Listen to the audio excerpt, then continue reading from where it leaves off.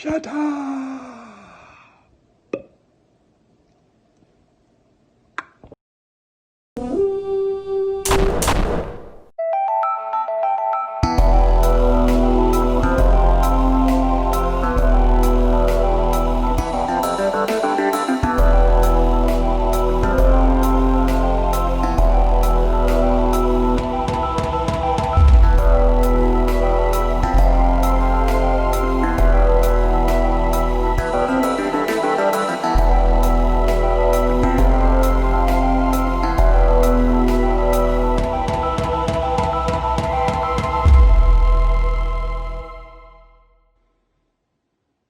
Shut up!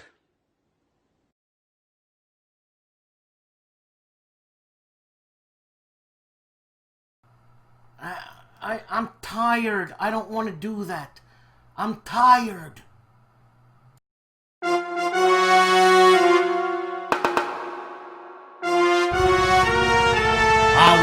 Kaiser.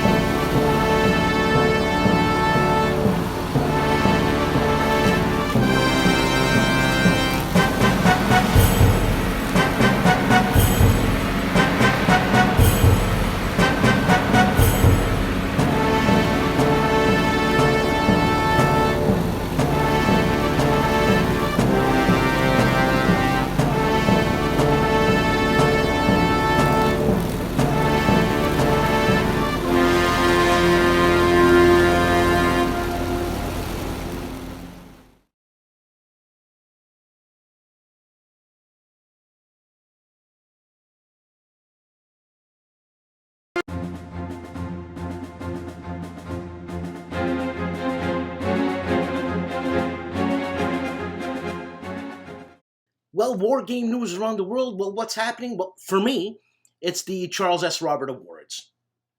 And just this week, it's, I don't know when Charles S. Robert passed, but it was one day this week. I know Roger B. McGowan sent me a link, and I just don't have it with me right now. And it was a coincidence because I was working on the awards at the same time, so it kind of spooked me a little bit. Anyways. Yeah, so for me, full force, CSR Awards, trying to make it as clean, as professional as possible, with me involved in it. You know what I'm saying, you know, the craziness.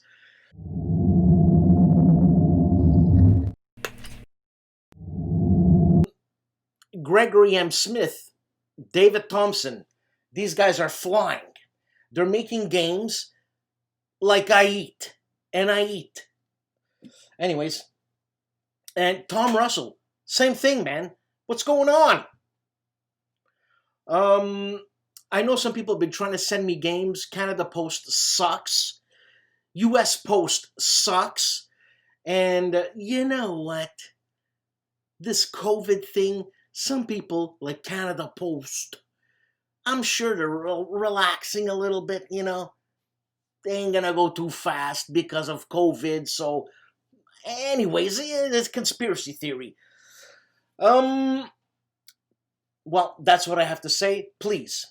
I hope you're looking forward to the CSRs, and it's incredible how much work is involved, not just on my end, but Tim Toe, the director of the CSRs this year, man, the amount of work that guy has to do. I mean, the amount of work that I have to do, but the amount of work that he has to do, plus on the board, all these people, everybody's talking. Everybody's talking about me. And that's just a lot of work, man. And all these podcasters and all, it makes me think that's a lot of work. Everybody's got a full-time job. Everybody's got a life, except me. And they do this out of love because, yeah. Anyways, stick around, have a good show. And be patient for the CSRs. They are coming out. We're shooting mid-September. All right? Ciao, baby.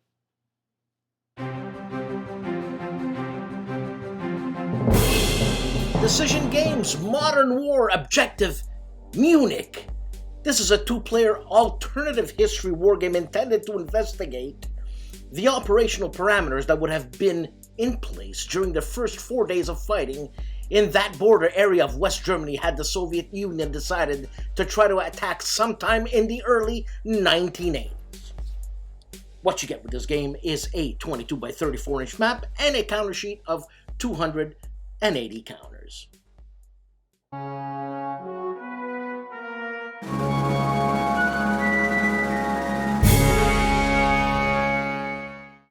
Hello, this is Riccardo Masini and this week's greatest day in history and games is August 26, 1346, the day of one of the longest and more important battles in military history, the Battle of Crecy. England and France, always rival nations, were locked since almost 10 years in a struggle that would later become a generational conflict called the 100 Years' War. For many times, English forces had crossed the Channel and tried to occupy northern France starting from Flanders, but with little success. King Edward III then tried another route, landing in Normandy and gaining some first victories at Caen and Blanchetaque. Substantial French forces were, however, pursuing the English contingent, and even if Edward managed to escape, his soldiers were growing more and more tired, getting too far from the supply routes. In the end, the English army had to stop and wait for the French, choosing an elevated position on a hill near the town of Crecy.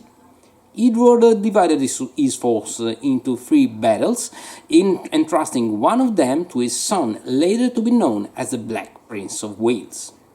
The French were delighted to finally catch their prey, but were conscious of the threat posed by English archers, and soon many issues emerged. Genoese crossbowmen at the service complained that they could do little in an ensuing battle.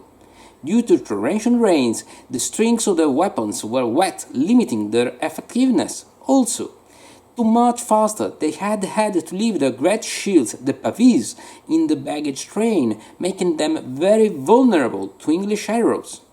The French nobles, however, wanted to attack immediately, without giving any chance of escape to the English. They dismissed the Genoese objections and prepared for battle. What came next was something of a foretold disaster. The crossbows were indeed ineffective, while the English longbowmen made a slaughter of the poor Genoese, who were also trampled by the impatient French knights advancing forward.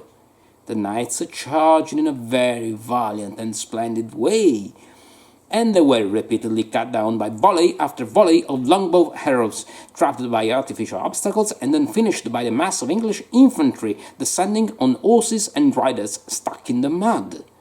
To add to the horror, any wounded knight who was considered not worthy of a satisfactory ransom was unceremoniously killed on the spot, with daggers and other short weapons.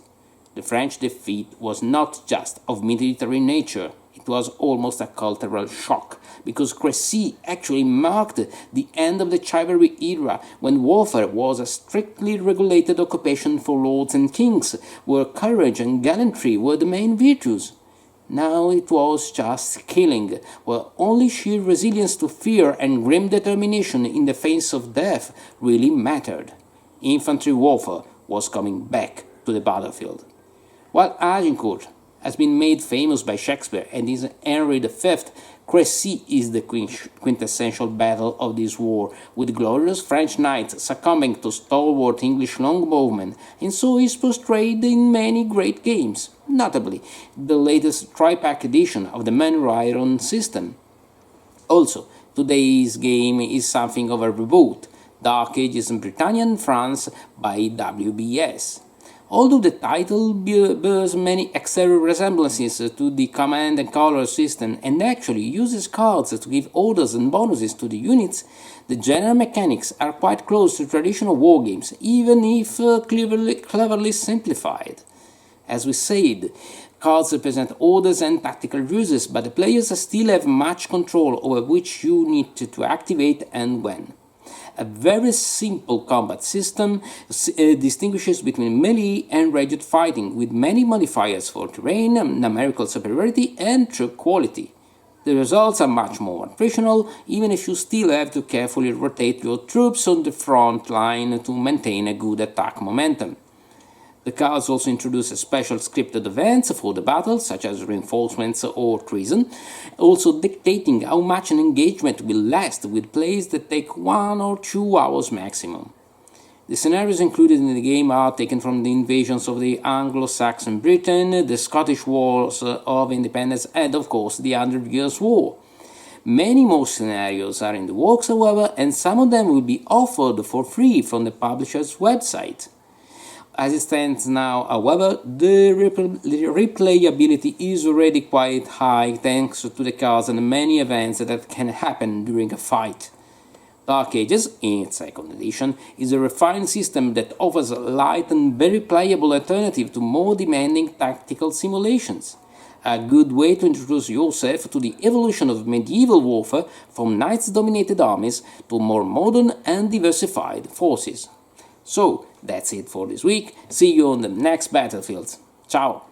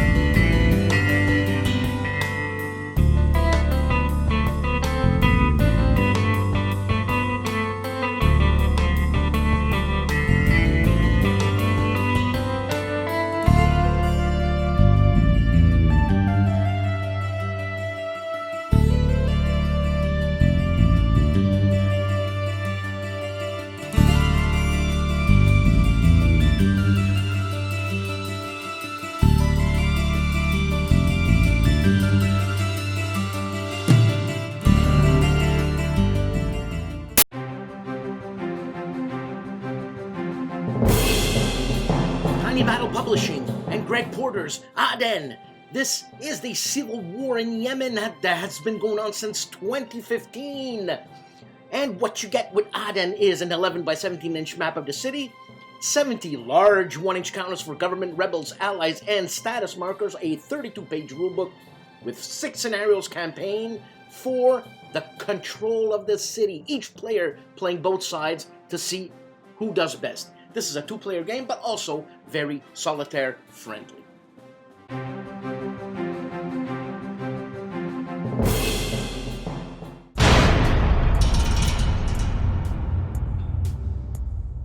Hey folks, it's Aardwolf. Welcome. Dan Pistolero has asked me to provide a short summary of what has occurred in Aardwolf's Lair land this week. We started off on Sunday with... What do you mean? What do you mean he got sick? Okay, Sunday, nothing happened. On Monday, we resumed our... What do you mean he was still sick? Okay.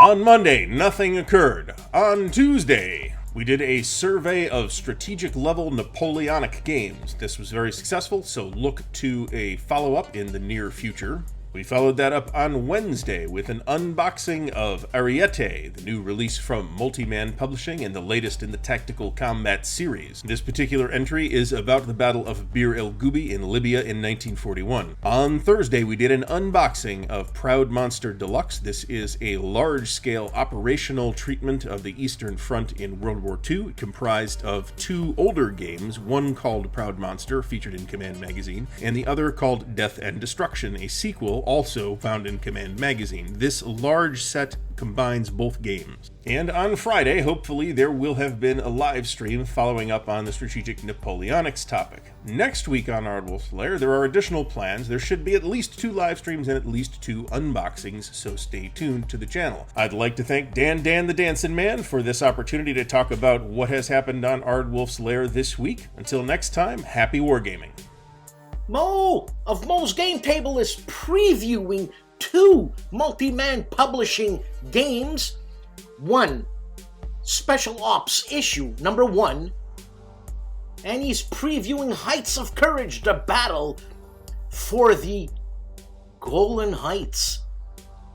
Chief and bonding with board games, the 3 games of all times, and I don't even want to tell you what it is because you won't believe it. And also he's unboxing the best-selling game of all times of Victory Games, and I'm not gonna tell you. You gotta go check it out. ID Jester's been busy. He's got a shellacking's worth of videos. The first one being A Wing and a Prayer, bombing Germany, 1942, Mission 3. This is a lock and load game. Plus, he's live opening of a new package. That's always surprising.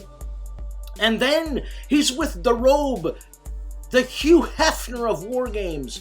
Todd, the itinerant hobbyist. They are having a conversation. And also, he plays CSS, or CC, or SCS, for God's sake. Panzer Battle Games Overview Parts 1, 2, 3, and gives us a basic overview of Vassal and what you can do with it. GIMPY! The GIMPY Gamer gives us his review through Part 4 of David Thompson's, that's a strange name, never heard of, For What Remains, a solo playthrough. And also, a vlog on Pain Wargamers Understand. And the Gentleman of the Player's Aid are unboxing Men of Iron Tri-Pack from GMT, also unboxing HOLLANDSPIELE's STUKAJOE. And, again, unboxing Road State from Tiny Battle Publishing. Rough Swordsman Wargamer continues his playthrough of Field Commander Rommel, a game by DVG. This is playthrough part 3. And he opens the box of GMT's and Jerry White's game, Enemy Coast Ahead, the Doolittle Raid. You know, I really like that game. Plus the other one there. What's it called? Enemy Coast Ahead. Dam Busters or something like that. Yeah. And the wise guy Nathan continues his magnum opus playthrough of Axis Empires, Daisenso, The Rising Sun 1941 Report, China Falls. Kilroy was here! It's doing something different with Labyrinth the Forever War 2015 --? Combined rules and playbook, he is doing an unpacking. Very inventive, Kilroy was here.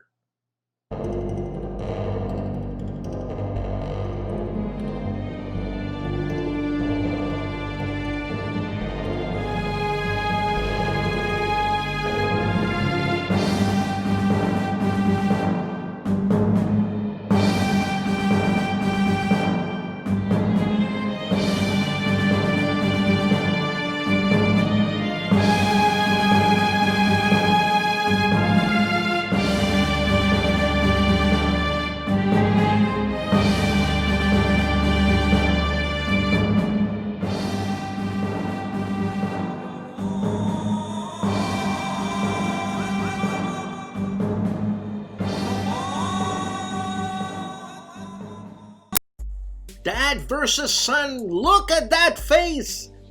That face wants to tell you something. Go and check it out. You want to know what's happening on the big board? I'll tell you what's happening on the big board. Kevin, the CEO of the big board, is taken off for 10 days. So he's asking for suggestions on solo games. Give the guy a hand. Help him out. Napoleon's Triumph breaks out Navajo Wars, a game by Joel Toppin published by GMT. Wayne Hansen does a complete playthrough of HOLLANDSPIELE's Steel Eagle. Hey guys, Dave here. Welcome to the Centurions Review, the punk rock band of Wargame review institutions. This week we'll be doing a review, it should be ready on Monday evening, of the Warriors of Batak. I might do a playthrough of it too, we'll see. But this is a little micro game from Task Force Games from I think 1981 or the early 80s. And it's essentially about these Batakians, I guess you would call them, who end up invading a alien world, and there's a lot of ground combat and stuff, so it's a science fiction war game. It's very inexpensive if you find it on the used market. I thought it went for about $10-15. I actually looked on eBay today, and some people have it for as low as $5.95, so it's an inexpensive way to get into wargaming.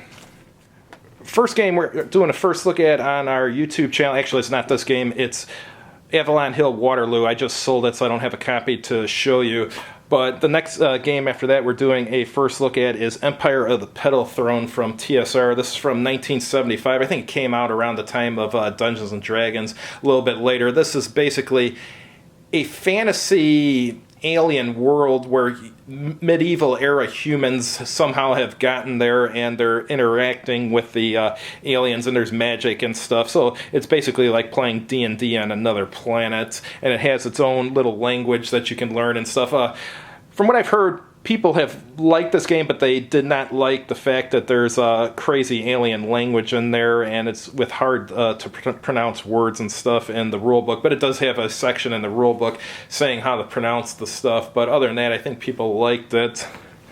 And last game we're doing first look at is Fight Your Friends. The manufacturer sent me a copy of this to review, so I'll be reviewing this one of these days.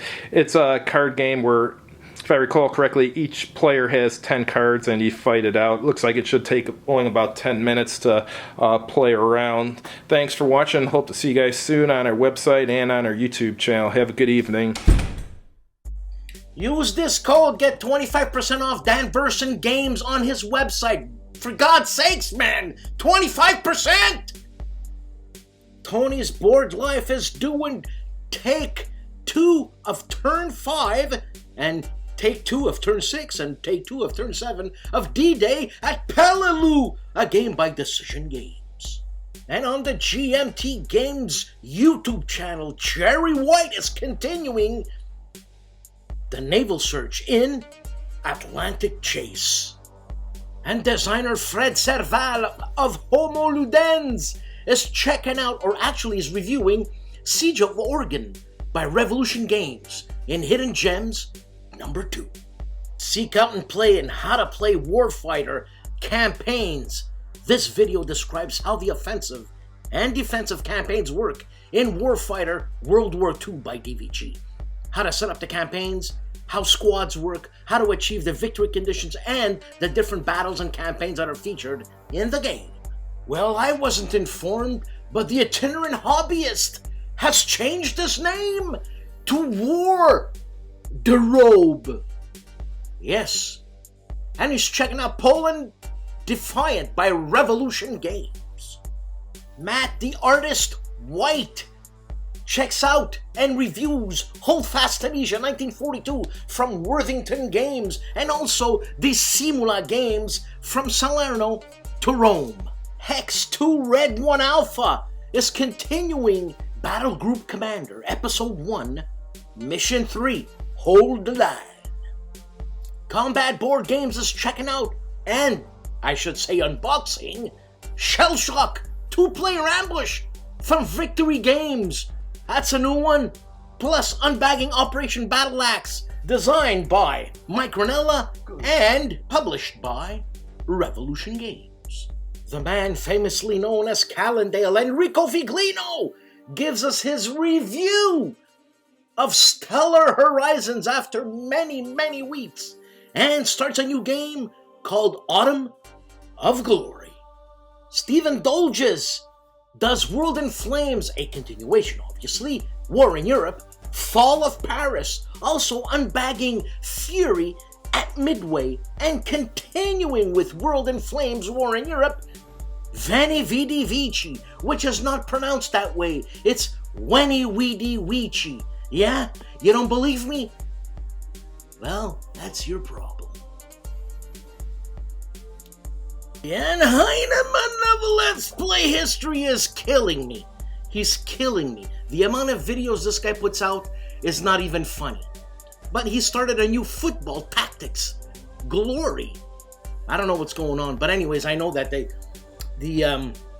PSG is playing, I don't know who, but I heard on the news, and it's football, it's big stuff.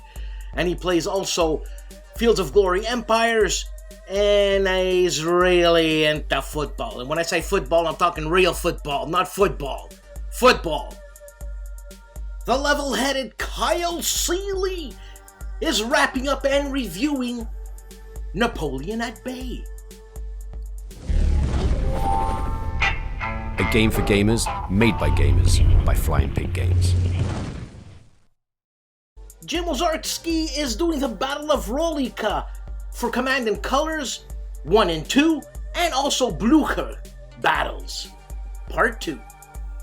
Poindexter Games is giving us a comparison between Fleet Commander Nimitz 1st Edition and 2nd Edition. Ben Harsh of Harsh Rules, breaking down board games, learning to play with easy rules, Part 1, overview and setup of War Room.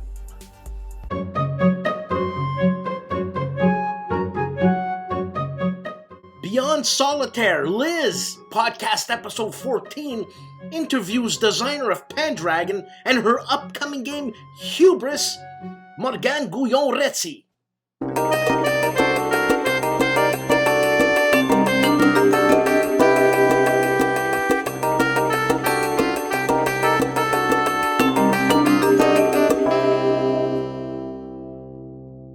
You want to sell games? Use it. It's free. When I'm dead, it won't be here anymore. So use it now.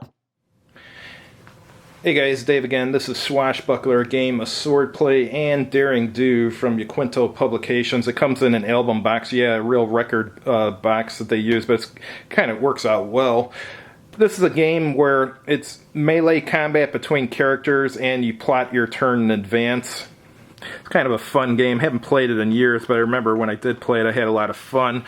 The inside of the record box, you'll see it has the maps here. You have 2 ships, so you can have like boarding actions between ships and stuff. And then also this area here would be like for a barroom brawl. And if I recall correctly, you can do things like drag a character across the top of a bar and stuff, all sorts of stuff. So since it's a record box here where you would put the record in, you have all your charts and rule book and stuff. Here's your sword and dagger attack table and attack modifiers and stuff. And on the back it's got special attacks and incidents. And here's a setup card. And here's the order sheets. You'll photocopy these before playing and use it to issue orders to your characters. And it's got the actions down here and stuff. Kind of cool in the movement options.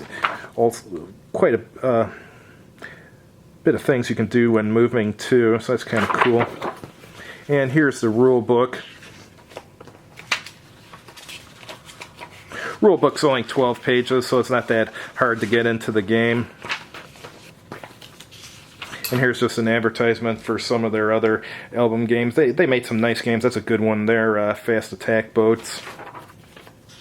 Here's some more order sheets for your characters. Alright, and then the other part here, this opens up, and on this side, pull these out.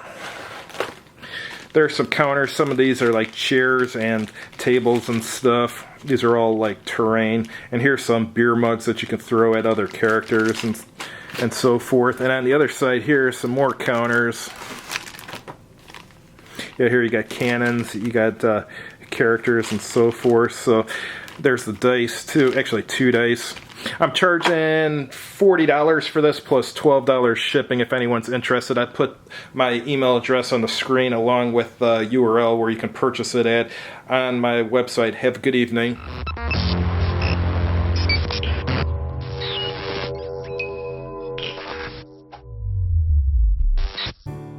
Another week, another show. Man, what a hell of a week. And it's gonna keep going. Hell of a. forward. But you know what? That's great. That's great. Yeah, I'm tired. But it doesn't matter, man. I'll sleep when I'm dead. That's what my mom used to say. So, I guess, yeah. I'm wrapping up the CSR awards, waiting for information. Then it's up to me, edit it, put it all together, and I'm gonna have a great time. And I hope you guys have a great time. It's coming soon.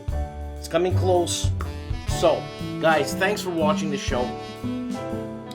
And please subscribe and comment. And please support this show. I love it. And you know what? It gives me a boost. Thank you very much. And I'll see you next week. I gotta get back to work on these CSRs. The Charlies. Ciao, baby!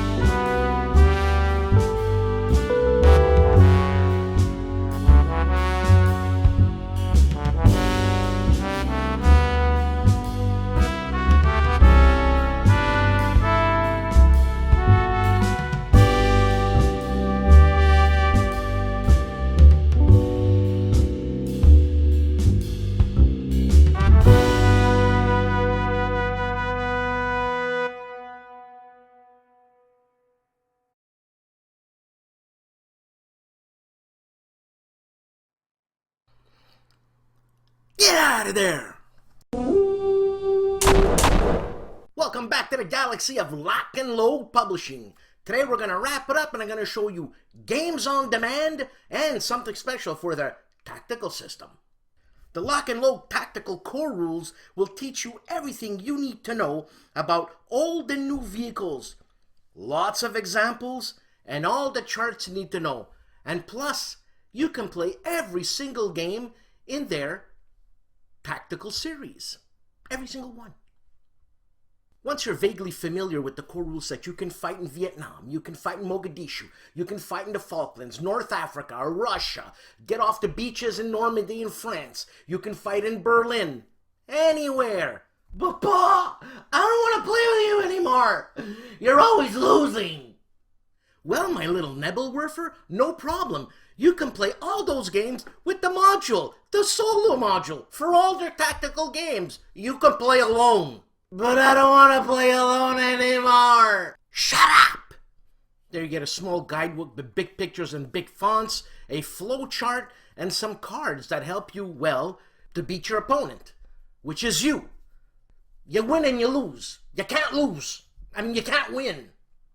You know, you're probably saying, oh my God, all these rules, charts, books, cards. Hey, relax. You're going to be playing this for like 20 years. You know, one of my favorite modules there is Heroes of Normandy. I'm a World War II guy, you know. And in Heroes of Normandy, because it's tactical and boots to the ground, you play a single man. And it's like an RPG, man. You can create stuff like, you know, you go to the supermarket, you need to get bread for your soldiers. Side quest. And there's another module which is really good. It's in the modern era. It's called Heroes of the Falklands, where, get this, in 1982, Argentina invades Britain. This really happened in the Malvinas. What were they thinking? Well, they probably thought they were invading like the island of Titicaca. Britain's got allies, man. But anyways, the Argentinians, they have this missile called the Exocet. I get excited. And with all that, we didn't speak about the battles on demand. You know what? I'll come back next week and we'll talk about that. The lock and load tactical system, it's incredibly immersive. You can play for years. I think it's great. Lock and Load Publishing, check out their website. You're going to be blown away. Thank you for watching, and if you want to know more about Wargames, check out my channel.